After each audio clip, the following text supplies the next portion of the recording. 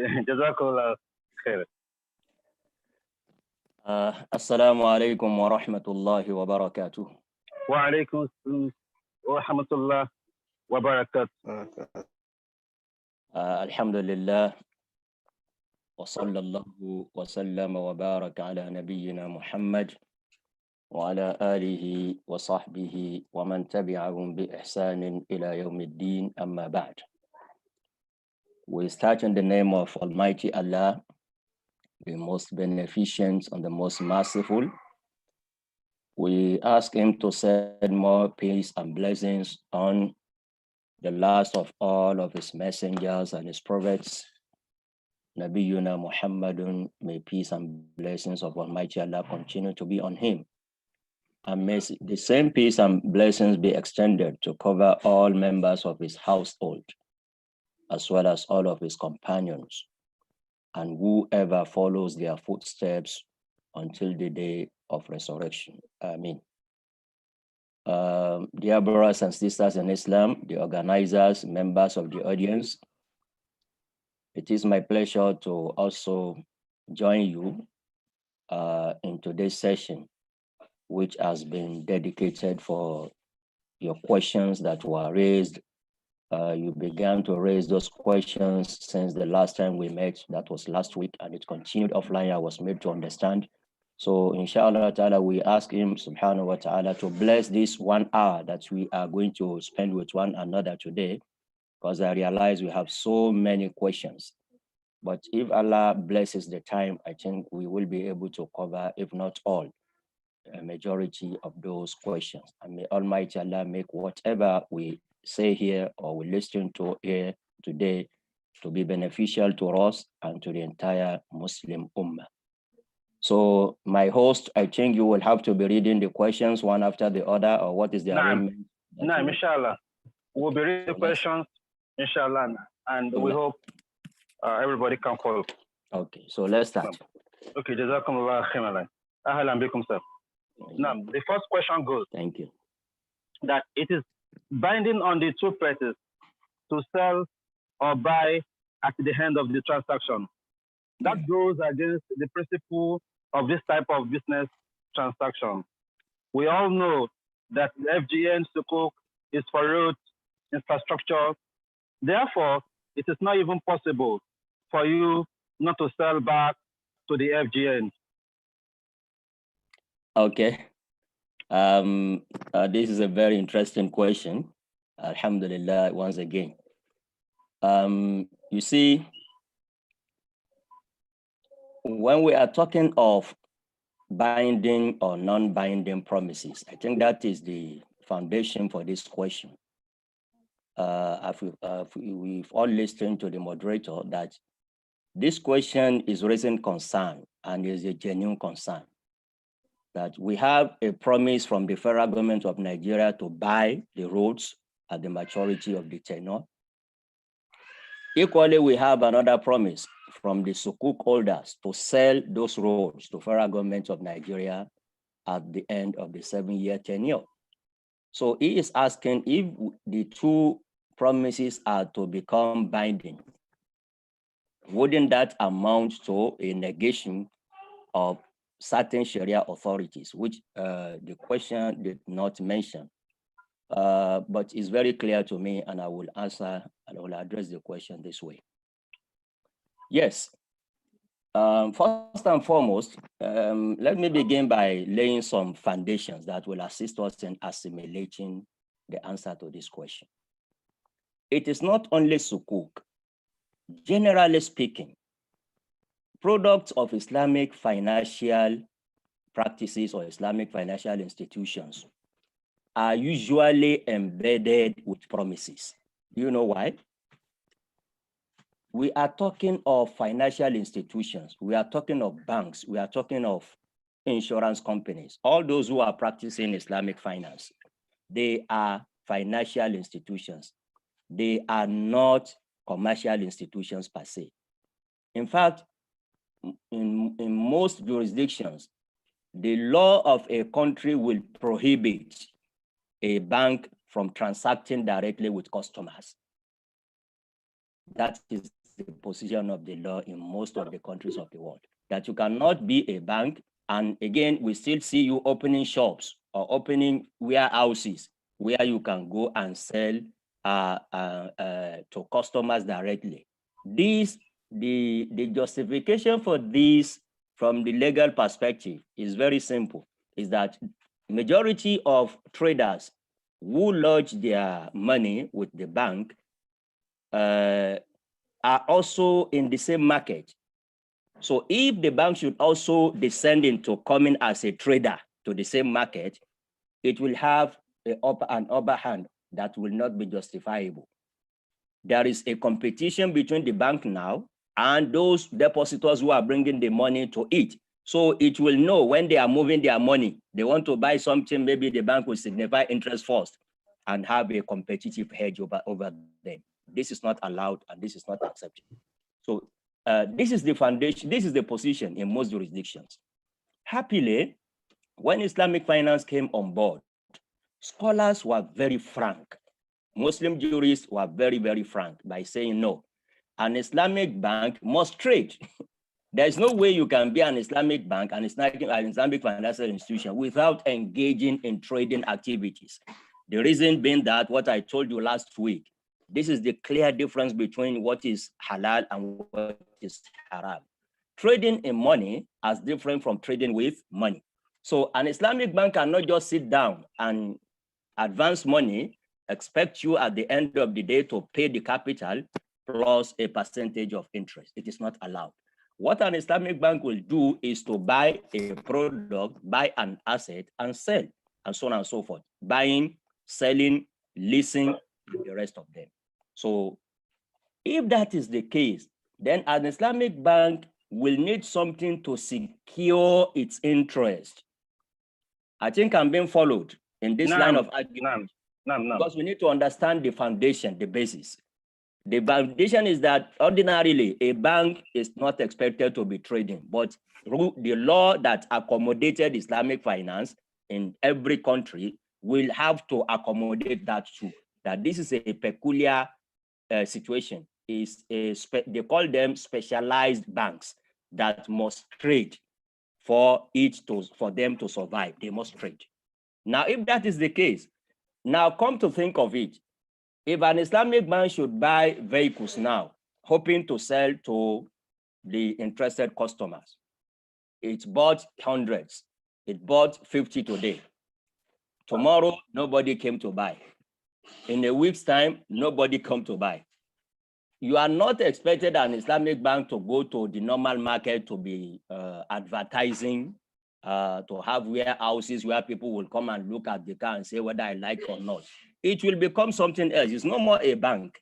And even the law allowing it to operate in every jurisdiction will never be so lenient to that level to become 100% trader. If you want to trade, leave banking sector and go to the market and be like any other trader. What the law normally allows them is to say, to give them a time frame that will be very short, that, okay, you can buy today, you sell tomorrow, you buy today, you sell next week.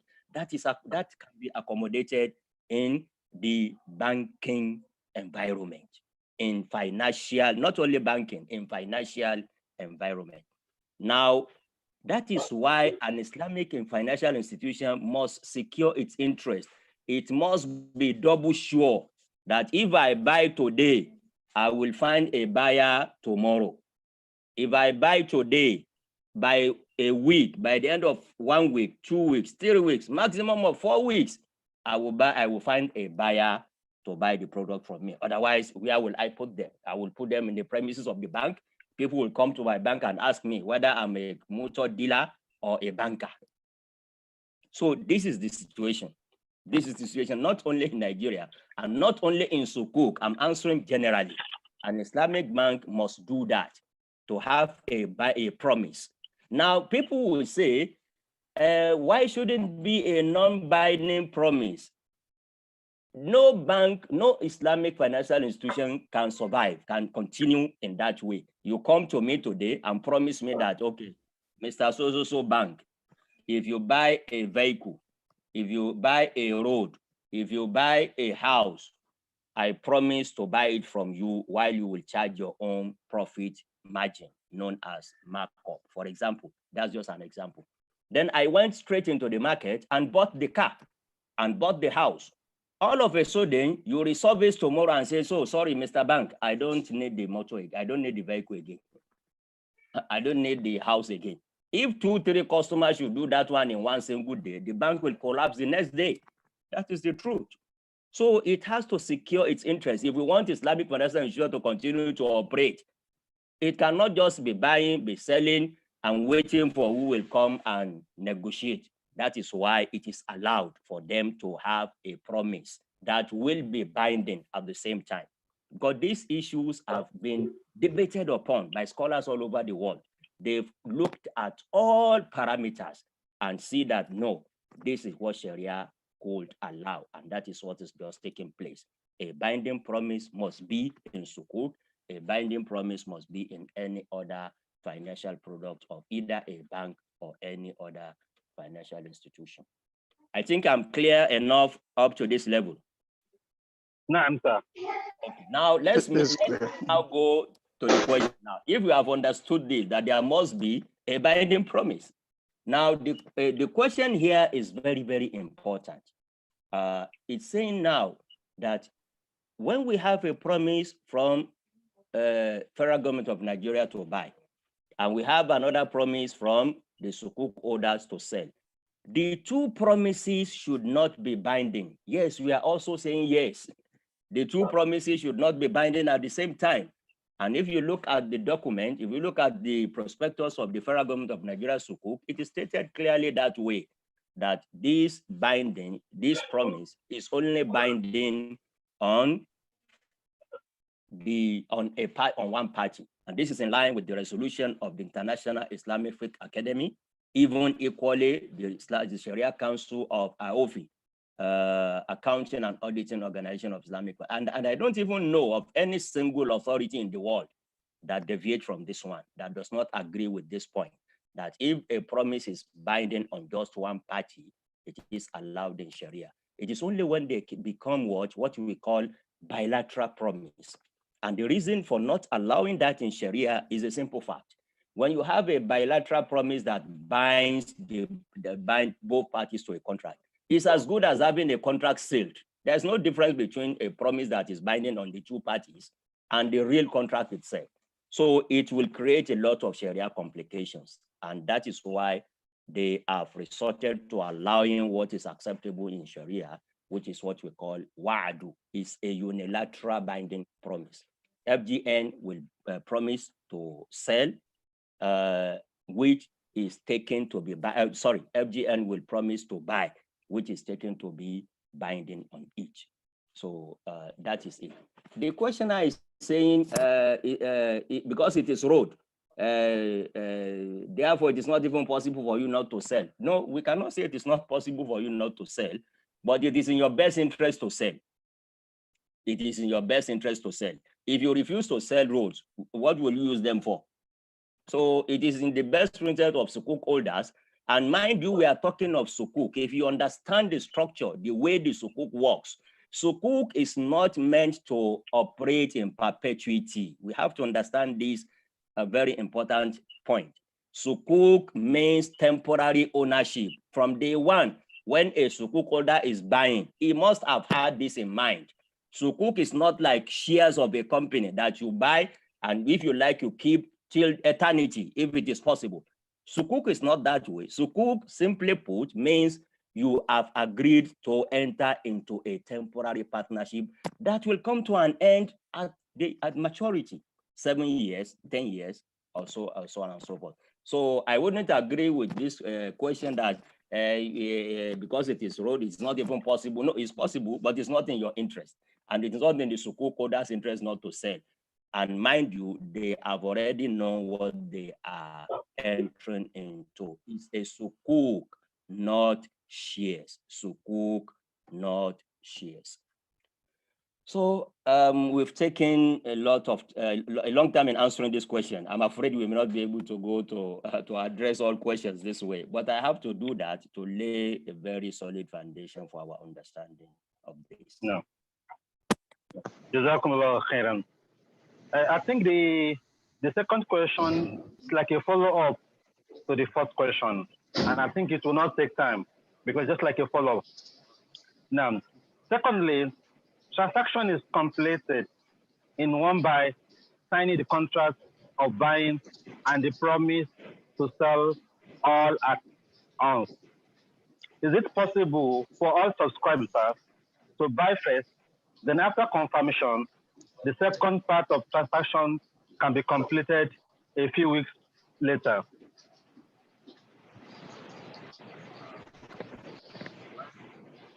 A good question, but I think we have answered this in last week. No. I spoke very extensively, I think, on what we call bay'ataini fi bay'a, safaqataini fi safaqa. This is the genesis of this question, because somebody understands that Sharia hadith says do not combine two contracts in one. Do not combine two sales in one.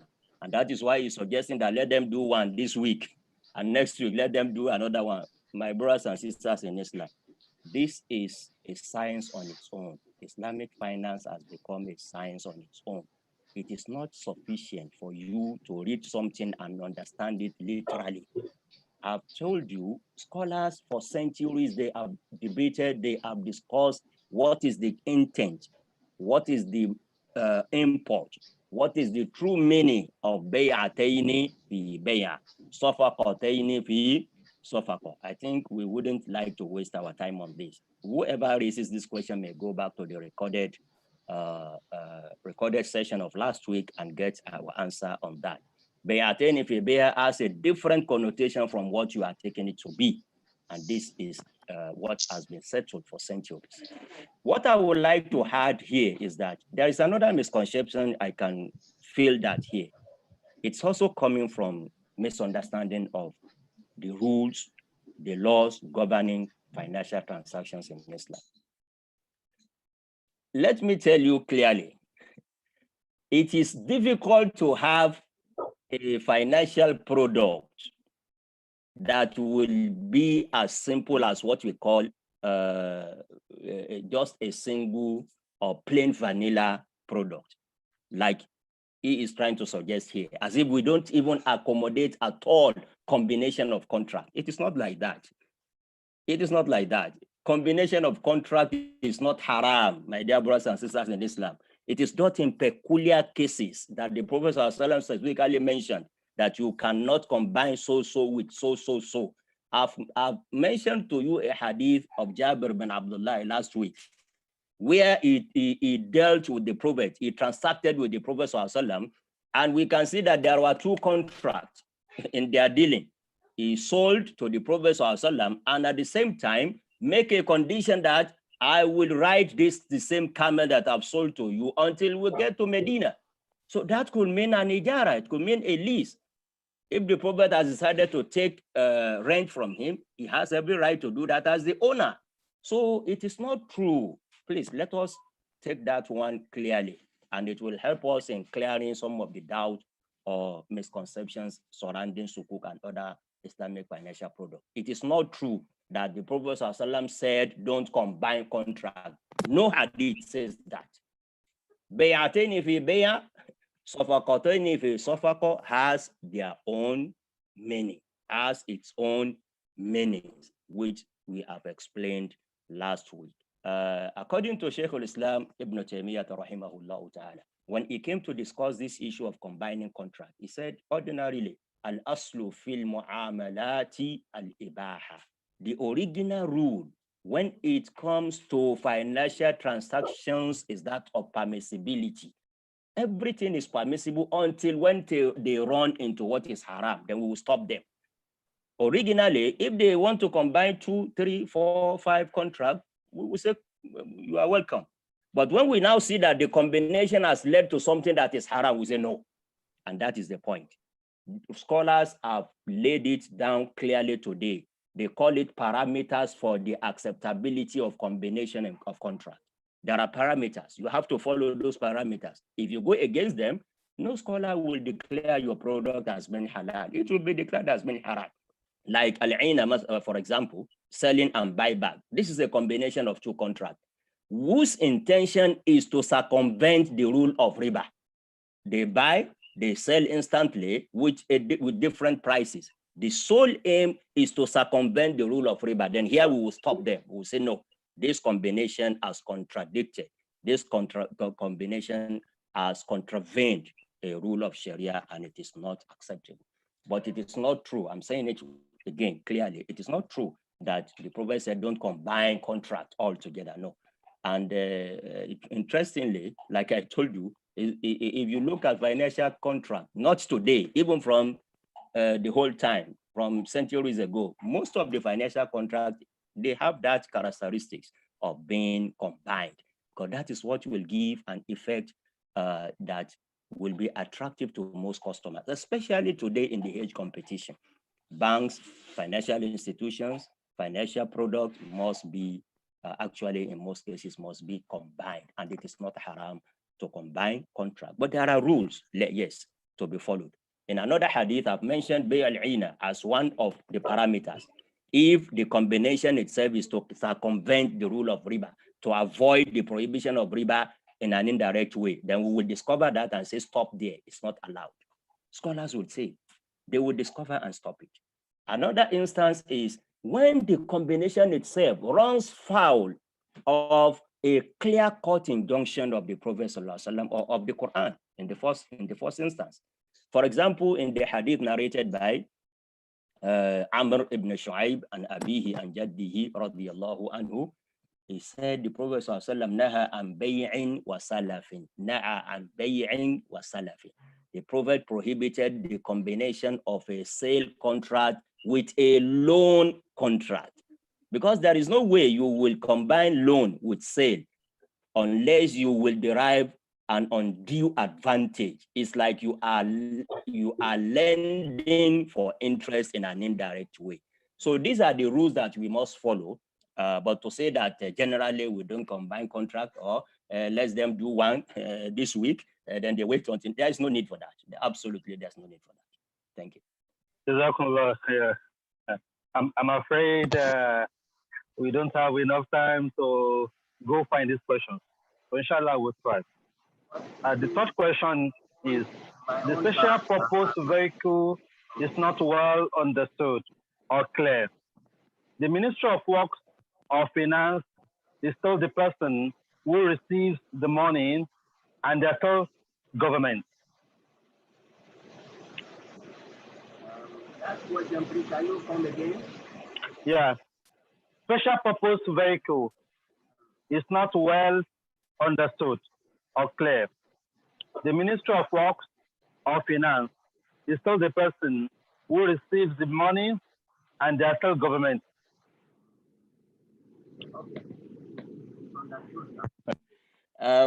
This is also interesting, but like I said, please, and please. Al-Quran al-Karim says, فَاسْأَلُوا أَهْلَ الذِّكْرِ إِن كُنْتُمْ لَا تَعْلَمُونَ. It's only for you to ask those who know in an area that you know not. You cannot know everything. Even experts in Islamic finance may not know certain areas of Sharia, but this is their own field, and we must refer to them in clarifying issues. This is another misconception about how the SUKUK works. Not only FGN SUKUK all over the world. Now, even this one has a link with the law of the country, the law of any country. It's talking about an SPV, and that it's the Federal Ministry of Works and Housing that is collecting money, that is paying money, and the rest of them. What we need to understand here, even before we delve into the Sharia issue, which is our major concern here, but for us to understand it, we have to go back a little bit in understanding the legal concept surrounding this. What is the legal concept surrounding this? The fact is what we call artificial personalities. We have natural human beings. We have unnatural human beings, if I can call them that way, which we call artificial personalities. which Sharia will recognize. Sharia recognizes artificial personalities. Only what Sharia will not allow them to use artificial personality to achieve is when they go to the point of saying limited liability. That is a no-go area. But for Sharia, Sharia has no problem in recognizing a non-human being as a person under the law. If you have a company now, your company may be distinct from you as the promoter or as the founder of the company with different liability. But when it comes to liabilities, that is where Sharia will come in to say, no, you cannot limit your liability when you don't limit your profit. That's another area we don't want to go to because it will take a lot of time. But what I'm saying is that the concept of legal personalities is the basis of this one. When you look at FGN, Federal Government of Nigeria, I can tell you, maybe because I'm also a lawyer, I can tell you that there is a difference between Federal Government of Nigeria and Nigeria. Are you getting me? Nigeria, if you write Nigeria now, there is a difference between Nigeria as a state, as a sovereign state, and Federal Government of Nigeria. Those are two persons, different persons. When you come down, you can also see there is a difference between Federal Government of Nigeria and the President of Nigeria or the presidency as a whole. They are not the same. This is another person and this is another person. And how do we know a person is the capability for duties and rights. That is the true definition of a person, either in Sharia or even in man-made laws. Anybody that is capable, any being that is capable of duties and rights is a person. So the good example of that, because some people will say, oh, Prof. Aláró is taking us to law. No, I'm not taking you outside Sharia. When you look at the concept of waqf and waqf endowment in Islamic law, is a clear picture of Sharia's accommodation of artificial human being, independent personality.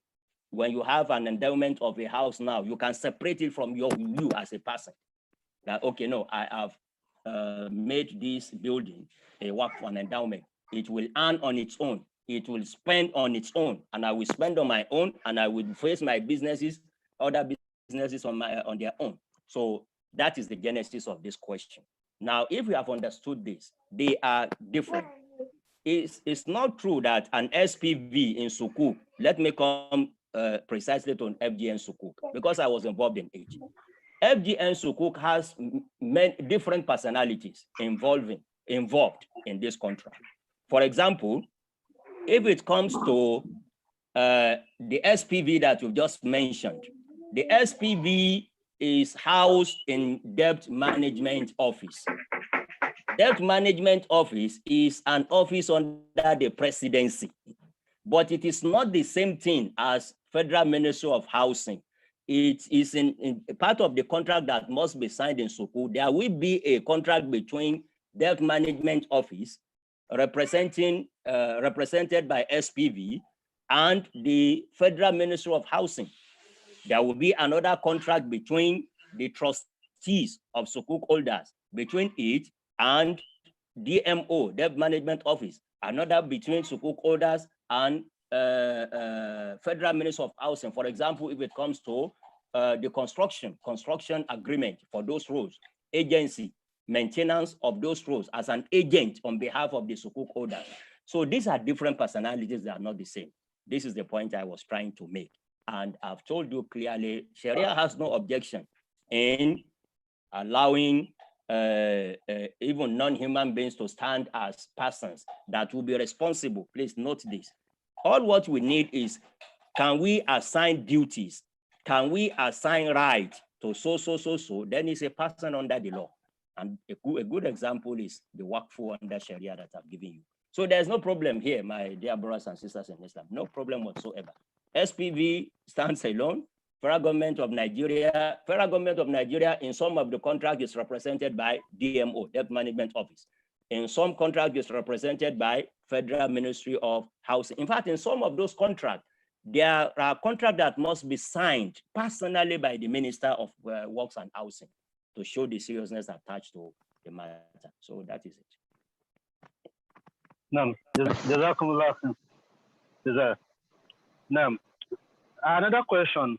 It says, how will the percentage of profit stroke rental payment be determined in the case of SUKUK?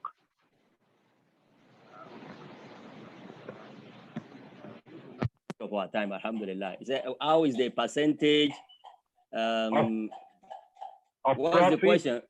Of profit stroke rental payment be determined in the case of SUKUK? Based on the structure of SUKUK, you know, I mentioned to you last week, different forms or different structures of SUKUK. One of those structures is Ijara SUKUK that is being used in Nigeria. We have another one that will be like partnership-based SUKUK, equity-based, like Mudoraba, like Musharaka. So in summary, if it is a structure that is based on partnership, on equity, then the percentage of profit or dividend coming to SUKUK holders shall be determined based on the generated profit from the business, from the transaction. If it is road, they have to wait until those roads will generate money. Then they must have agreed on the ratio, on the formula of distribution. As a Mudorib, as the entrepreneur, I'm taking 50%. You as the capital provider, you take 50%. Good. Even if they say it is 90-10, Sharia has no issue in that. All what concerns Sharia is your consent and your agreement.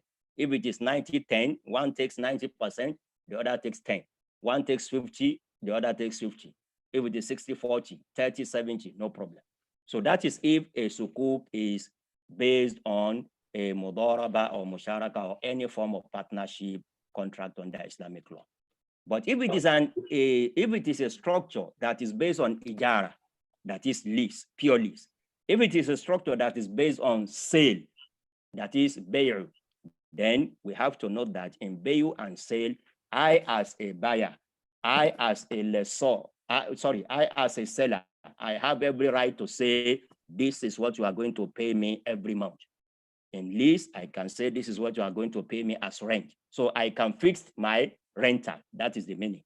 So in the context of the FGN SUKUK, it is based on Ijara, lease. So it is allowed for SUKUK holders and for the FGN to come into agreement to say, okay, if I should take the lease of those roads from you, I will pay you so. Then they can express that, just mere expression. Express that in percentage, because this is confusing to some people too. When they say we'll pay you 11 point something percent, something 16%, 15%. It's just by way of expression to people in the language that they understand most. Otherwise, what they are being said is that calculate 11% of whatever you have paid. This is the renter that I'm going to pay. It's allowed.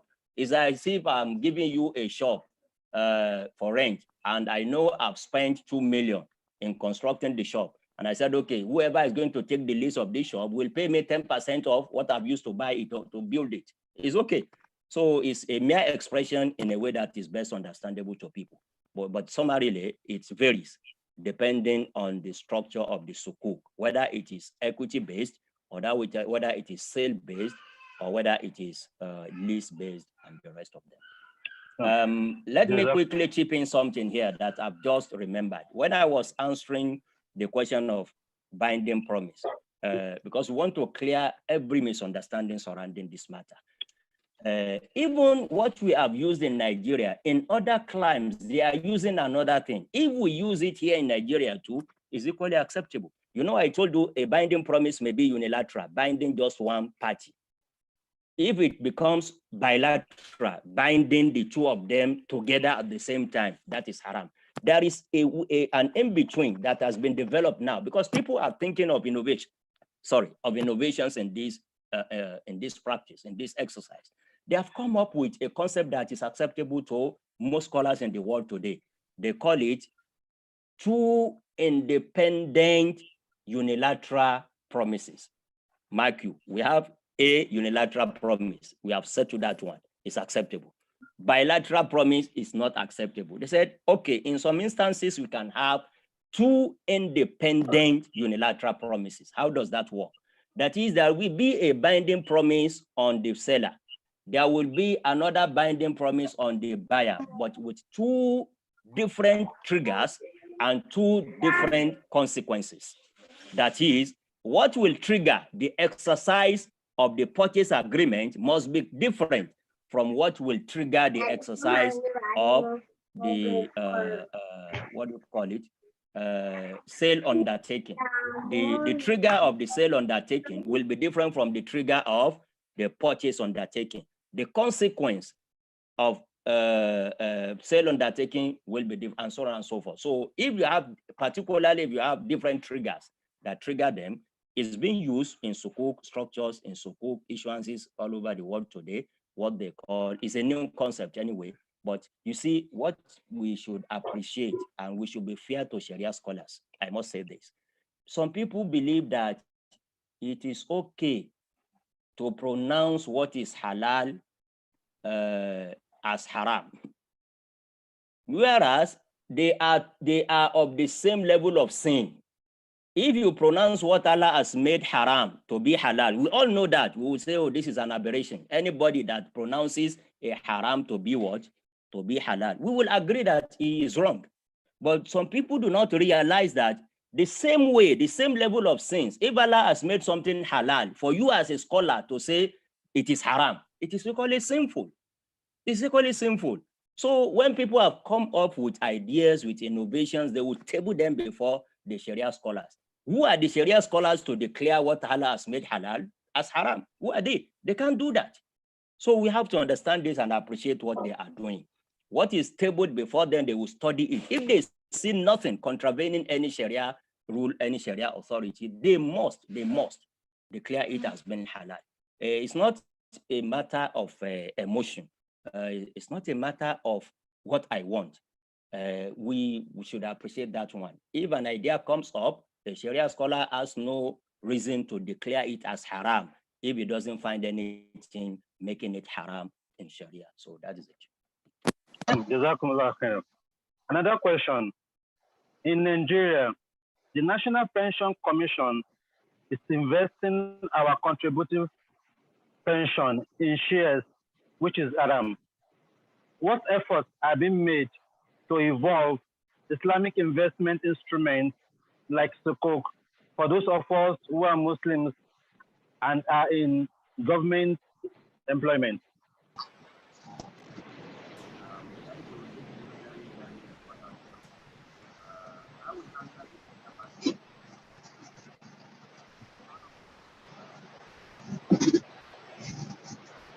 No?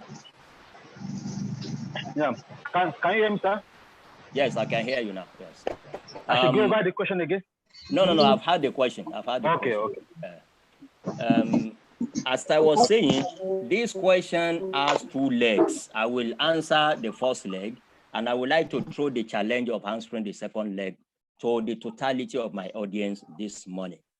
The Sharia issue here is that what is the role that is being played by Sharia scholars to make sure that we have instruments, Sharia compliant business enterprises, Sharia compliant business opportunities in which PENCOM or any other pension administrator can come to invest in. That is the duty of Sharia scholars.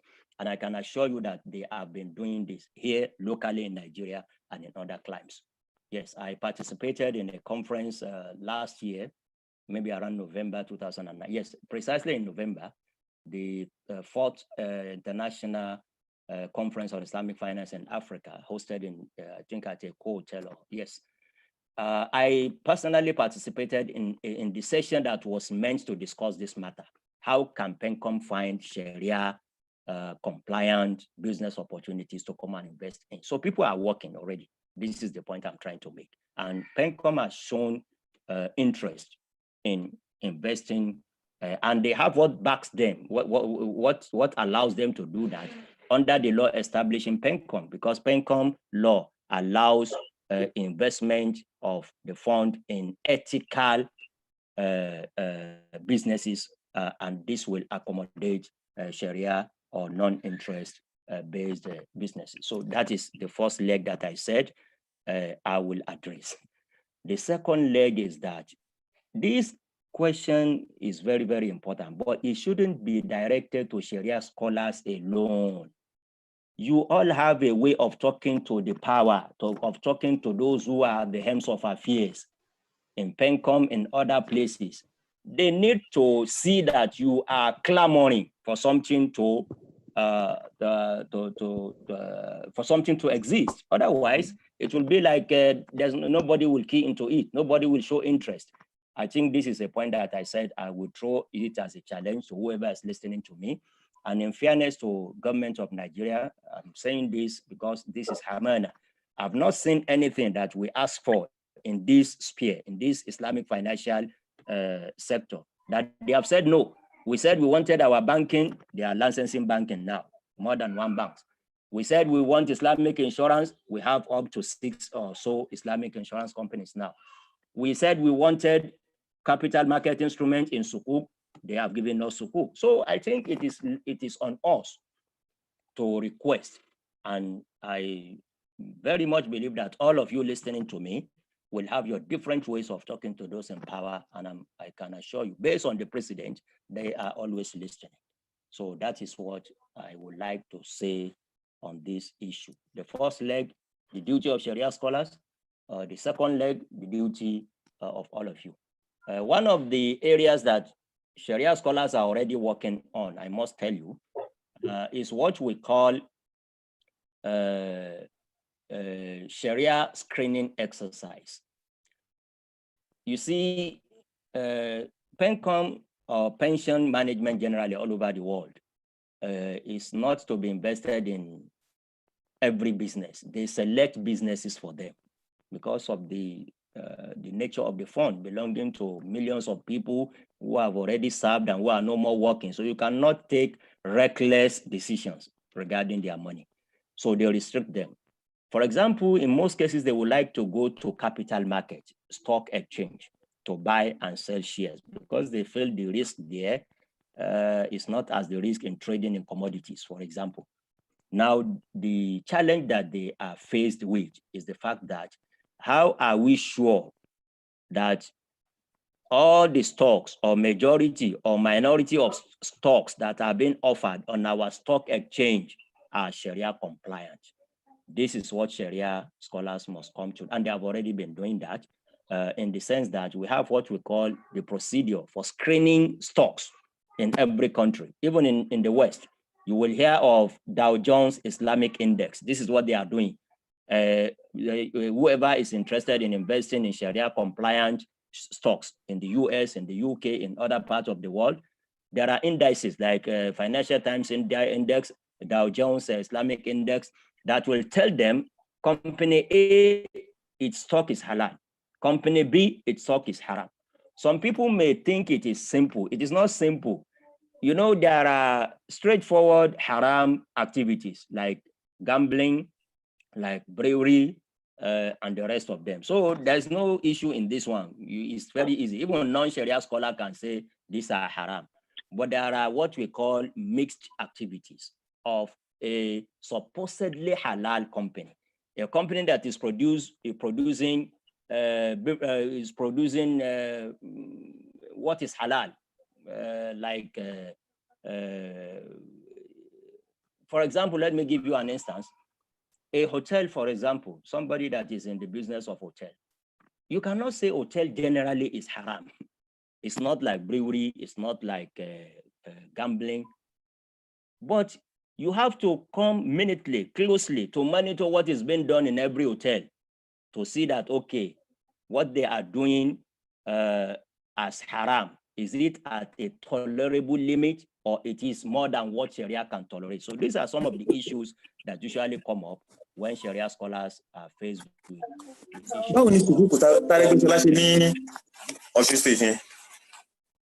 so, hello? Hello, Sama. Yes, we can hear you, sir. People are still talking.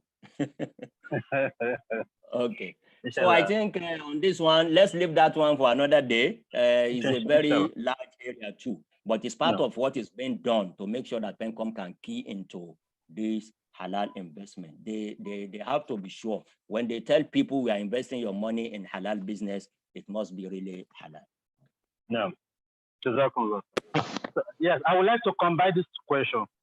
Yeah, one is very common among our questioners.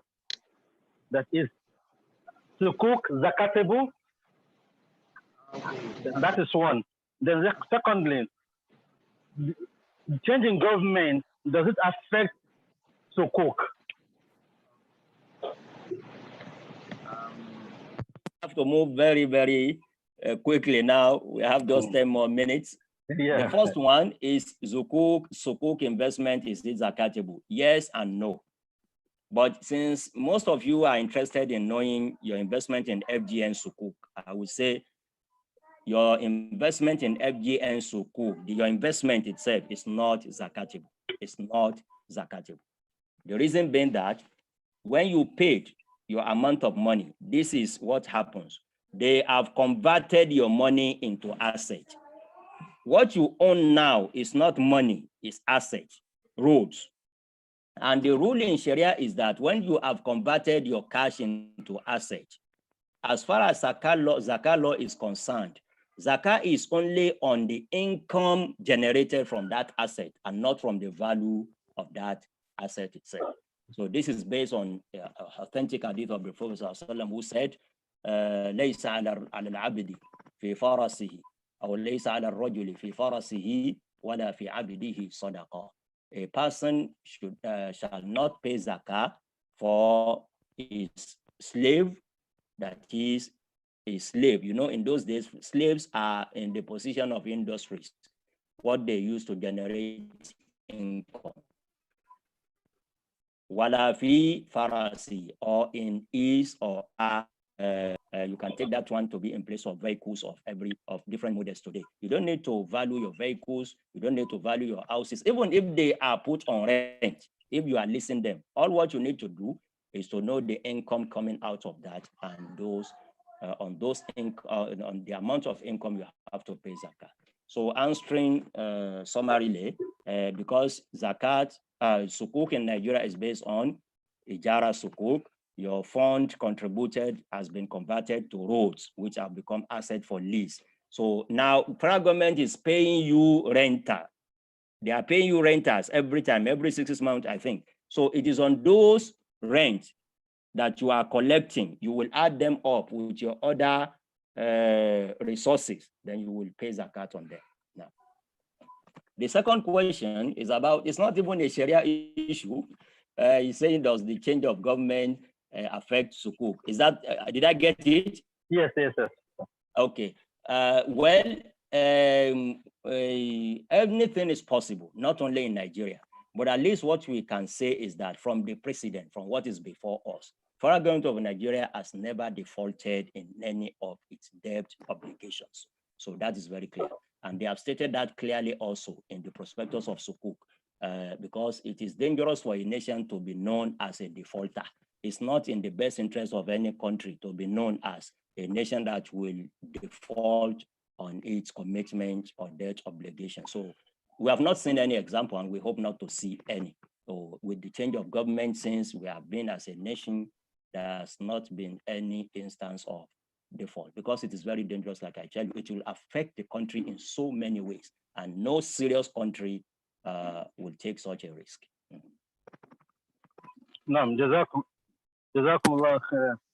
Another question is saying, who are the trustees and how are they selected? By the buyer or the FG?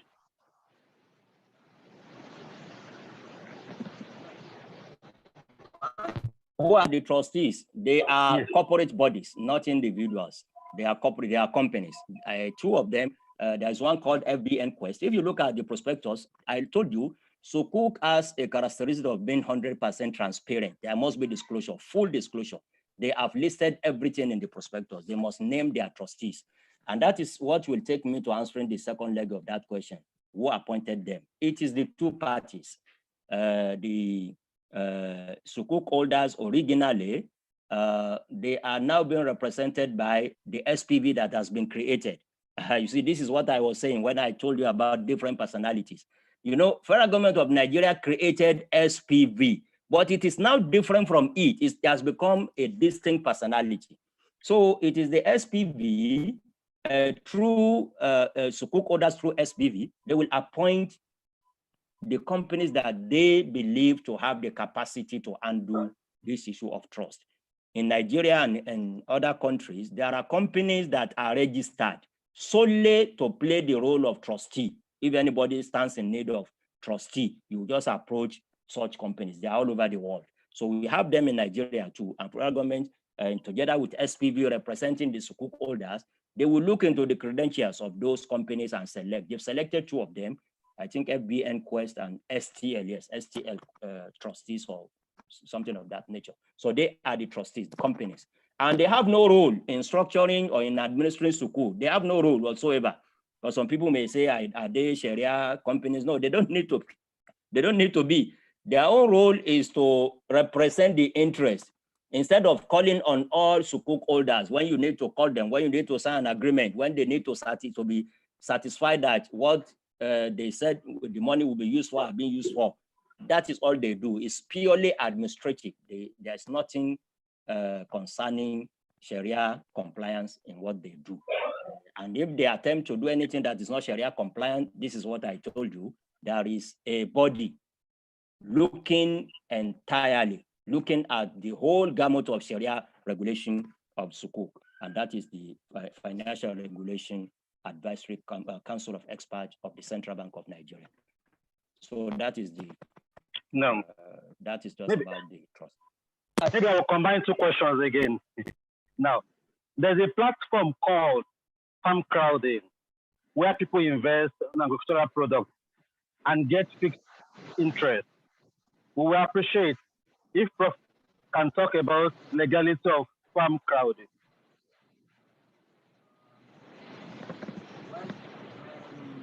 I don't know much about this particular company, but interestingly, somebody sent a message to me. I think he said it's from UK, a Nigerian based in UK, some 2-3 days ago. It relates to this kind of business too, that people in diaspora are investing in some agricultural companies in Nigeria, farm or whatever. And he said a similar thing, that they pay them something that is fixed. But the first question that I even raised before coming to return is that I asked him, anytime there is a loss, they told you this is what you will get of the profit, if there is profit. In fact, even that one is, he said it's not fixed. They will tell you get 70% of what belongs to, of the profit. You get 30% of the profit. That is halal, if that is it. But if it is fixed, let us answer that one first. This questioner says they give them fixed interest or fixed profit. There's nothing known as fixed profit in Sharia. You can have fixed sale price. You can have fixed rental, but you cannot have fixed profit. No. A profit is what you work for. And when it comes, you now distribute it based on the pre-agreed ratio of distribution. But you cannot give a fixed profit. It's haram. The second one mentioned that by that brother that sent me that message. I asked him, when they tell you, and this will answer this question as well for anybody who is investing in them, if you want what is Sharia compliant, you cannot talk of profit and be silent on loss. It's not Sharia compliant. Yes. The golden principle of business in Islam is al-gunmu bil-gurmi wal-kharaju bil-daman. Benefit goes with damage and revenue follows liability. So they go hand in hand. A business proposal that tells you this is what will come to you as profit must equally tell you, if we suffer loss, this is how we are going to distribute it. This is your own share of the loss.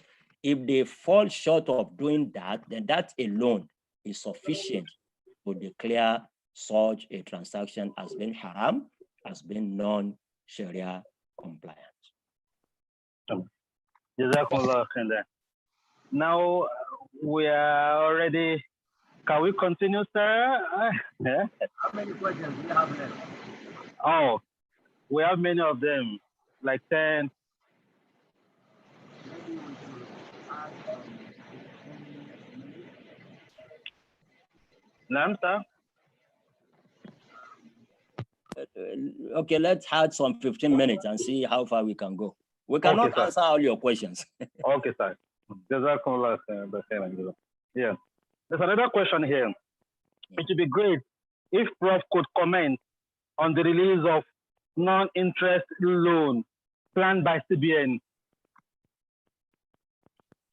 So he wants me to comment on that? Yeah, yeah. What is the status? Well, I am not a staff member of CBN, so it is the CBN that can tell you what is the status. But because I'm an advisor to CBN, so let me tell you what is within my own limit to say, is that the CBN has asked us to develop Sharia-compliant, non-interest versions of these interventions, various interventions of the federal government, including the most recent one in the health sector and for households and the rest of them. So, and we have completed working on that. So, but when are they going to be released? What is the status? The question should be directed to the management of CBN. No. Yeah, another question. What if the government are not in good financial stand to repay after maturity? How can I get back my capital?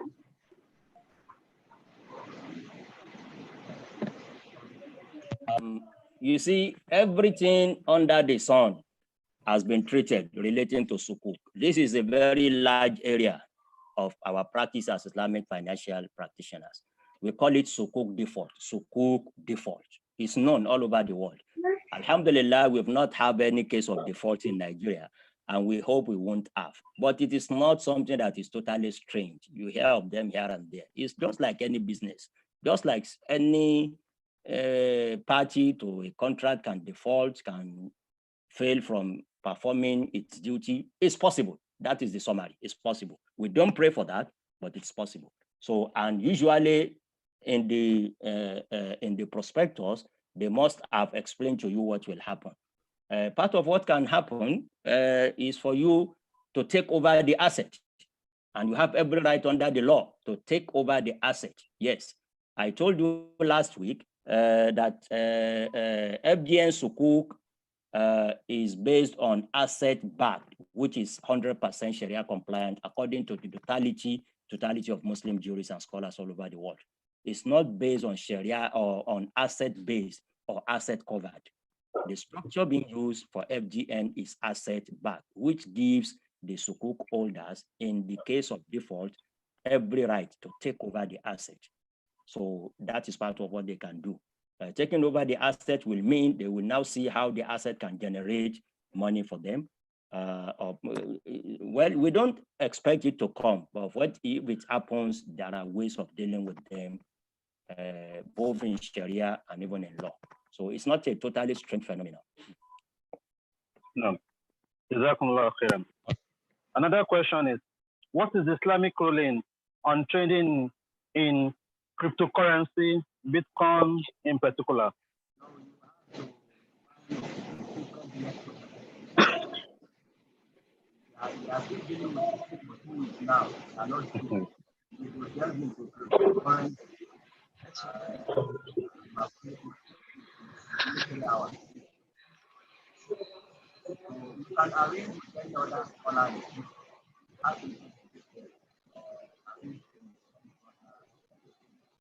Can I hear you, sir? Hello? Can you hear me now? Yeah, we can hear you.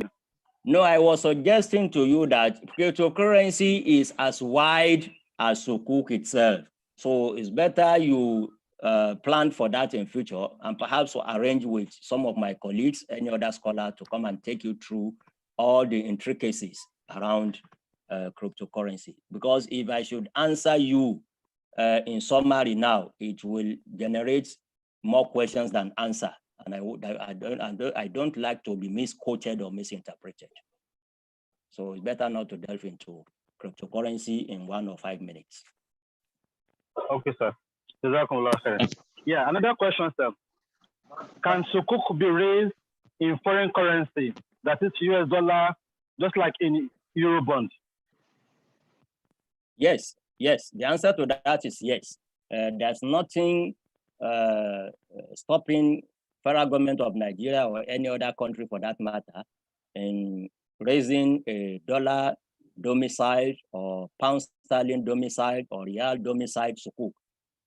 But what is happening presently in Nigeria, you know, we are a new entrant into the sukuk market. And I agree perfectly with the federal government of Nigeria, the wisdom that they have adopted in starting gradually. They've started now with Naira domicile sukuk, and they have seen the successes. Maybe it may be in their plan that the subsequent issuances in the next 1, 2, 3, 4, 5 years, when they are ready for that, they may now go international. There are a lot of benefits associated with that one. It will allow for more investors, foreign investors, to come in. And we are always clamoring for having foreign direct investment into our economy. Sukuk can actually play a very significant sterling or any other international currency domiciled sukuk. It has its own advantages, but we have to be moving little by little. We don't rush. I agree with them by starting with Naira domicile when we are comfortable with the level as we found ourselves. We are very comfortable now. It's very promising. It's very successful. So they may look into that, but from Sharia perspective, there's nothing stopping them from doing. Another question here is the Sukuk certificate and trading on stock exchange is yet to be popular. What's your milestone with stock exchange market?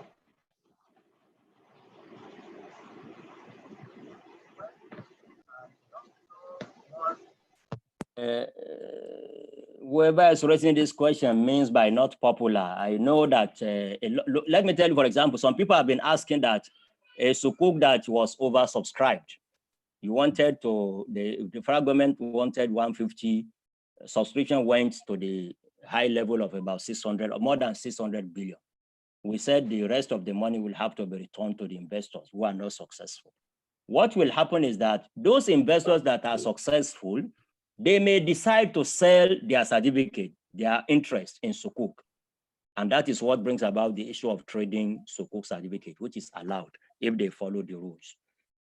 So by saying it is not popular, I don't know what is. I know a lot of financial institutions are already doing that. Even from the first issuance, they're already trading in sukuk. People who bought can sell. And those who are not successful in buying directly from federal government can show interest in buying. This is what we call secondary market of sukuk. So I think it is being done. Maybe it has not been on a very wide margin. I don't know, but I think gradually we'll get there. We'll get there, inshallah ta'ala. But Sharia-wise, if you look at the prospectus, it has been stated clearly what are the rules guiding trading of sukuk, either on the organized market, which you call stock exchange, or even if you have what they call OTC, over the counter, there's no problem in Sharia. You can trade sukuk over the counter or in the organized market or stock exchange. But in any way, when you are trading sukuk, you must make sure, and that is very clear in the fatwa, in the Sharia compliant fatwa that was given to FGN Sukuk, that they cannot start trading while the money contributed remain in cash, 100%. A significant amount of it must have been converted into asset. It may not be rolls that are ready for use, but materials, raw materials, equipment. So they have changed nature. And once you have cash being converted to asset, yes, it now becomes acceptable to go to a secondary market and trade, because now you are doing what? You are trading money with asset, not money with money. So this is what is to be looked into. For those who are at the stock exchange, the Security and Exchange Commission as the regulator must also pay attention to that one. Nobody comes to trade sukuk while it is not ripe enough for such a trading to take place. There's another question here that the sukuk is enjoying patronage both from the Muslims and non-Muslims. And we do know that non-Muslims have other several options which Muslims do not enjoy. So how do we do it to protect the interests of the Muslims in the Sukuk so that they can have high advantage? Well, let me be frank with you. As the government, Federal government cannot do something that will showcase it as somebody favoring followers of a particular religion. We all know this. But what we can do to safeguard our interests as Muslims is to be the first one to show interest. You know, the issue of Sukuk is first come, first served. They don't ask of your religion when you come to buy. The problem with some of our people is that they wait until the last day or a day before it ends and start struggling to buy, while others have been waiting for months, getting information, and already they have money reserved for Sukuk. So, and generally speaking, Islamic finance is one of the ways of showcasing the beauty of our religion, Islam. Islam is sent as a mercy to the whole mankind. We have to bear that in mind. So it is even good for us that non-Muslims, yes, I agree with you. A lot of non-Muslims are buying Sukuk. Even when Muslims were hesitating, were still doubting, were still having shubuhat, a lot of non-Muslims have keyed into Sukuk. So it's part of what you should be happy with, that they are saying something that is very beautiful in our religion. So it's very, very encouraging. But to say that we have to say so percentage of Sukuk should be for Muslims, no government will do that, and we will never encourage them to do, because Islam is a mercy to the whole mankind. Yes, Jazakumullah khairan. This may likely mark the last question. And before then, inshallah, we have a poll, and we encourage everybody to participate in the poll. Yeah. Does the hadith do not trade with what you have not possessed or owned not applicable to Ijara, because it is noticeable from the model of FGN Sukuk that the roads are leased before they are even constructed?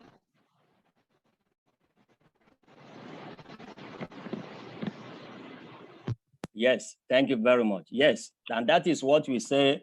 I said it last week. There is a species of Ijara, which is called Ijara to Mawsufin fi Dhimmatin. It's in Sharia literature. Ijara to Mawsufin fi Dhimma, literally translated as being forward Ijara. Yes, in forward Ijara, you can pay even before you can enter to a contract. You must even enter into contract of Ijara before actually the project or the assets to be leased becomes available. So it is allowed, in summary, under this particular species of Ijara known as Ijara to Mawsufin fi Dhimma. Okay. Jazakumullah khairan jaza. We appreciate the Prof for his time and for allowing us to benefit from his knowledge. So maybe if Prof has anything to advise us, we will leave the floor open to himself. Mr. Moderator, if I have anything left to say, is just to encourage you by moving forward in this path. You have done well with the kind of responses that you have had all over the world. It means people are looking forward to your generation of trying to put in place things that will bring closer to people understanding of their religion. Not only in this area of Islamic finance, but try to do it in other areas too. You will earn a lot of reward from Almighty Allah. So, and whoever has one way or the other of supporting you, I know some of you are still students, and some of you are workers, but at the same time, we are all partners in the path to paradise. So if anybody has anything to assist you with, I will also encourage those who are enjoying these services to come to your aid, and that will be fantastic. It will bring the understanding of the deen, of the religion, closer and closer to people all over the world. And whoever contributes to that one has a lot to gain in the sight of Almighty Allah. And finally, we thank Almighty Allah for giving us the opportunity last week and this week. We thank him for his blessings on us. And we, at the end of it all, we have only exhibited the very little amount of knowledge that I have. I have to ask Allah subhanahu wa ta'ala to forgive me if anything is wrong in whatever I've said. That has been from Shaitan, not from Allah, Almighty Allah. And whatever is right of all that I've said is actually from him and through his blessing. هذا والله أعلم وصلى الله وسلم وبارك على نبينا محمد وعلى آله وصحبه أجمعين. I would like to invite Dr. Adam to kindly come on board and appreciate the Prof and for closing remarks. Dr. Adam on the platform. Alhamdulillah.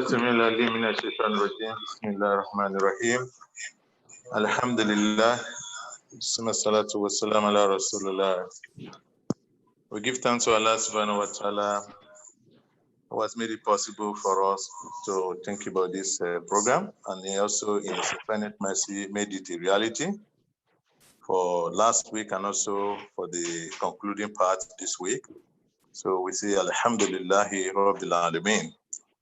After this, we also thank our professor. So he sacrificed a lot of his time preparing for the lecture and also for answering our call. After the last week's session, that was so highly attended by a lot of our brothers from all over the world. Then we requested for another impromptu one for today, and he considered it. We so much appreciate your sacrifice and your consideration. We can only say that Jazakallahu khairan.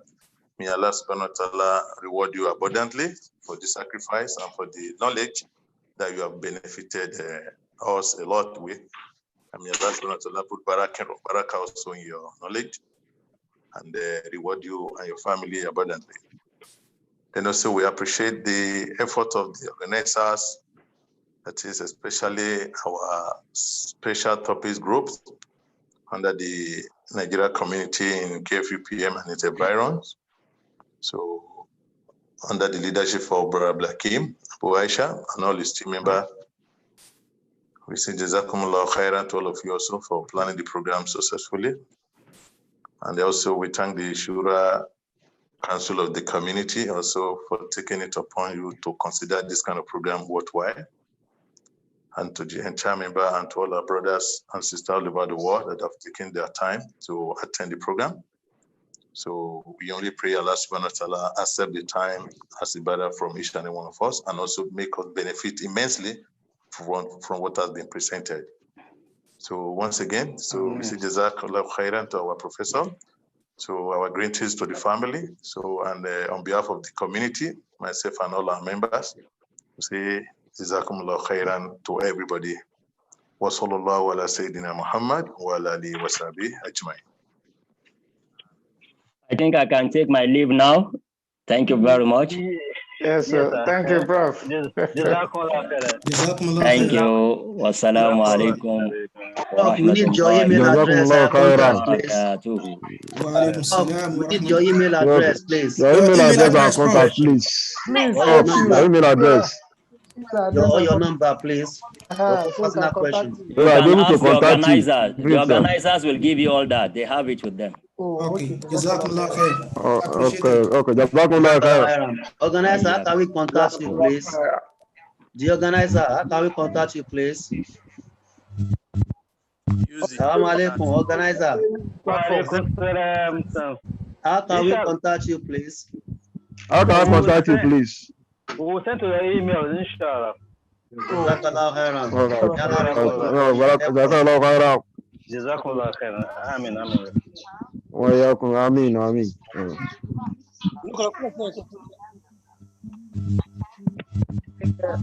Organizer, please, whenever you have another program, let us know. Inshallah, inshallah. We'll keep you updated, inshallah. Shukran, Thank you shukran. very much. Jazakumullah khairan. Thank you very much. جزاكم الله خيرا. We really appreciate Jazakumullah it and khairan. we learn a lot on it.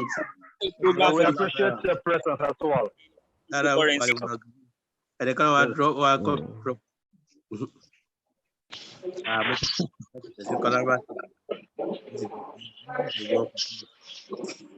جزاكم الله خيرا.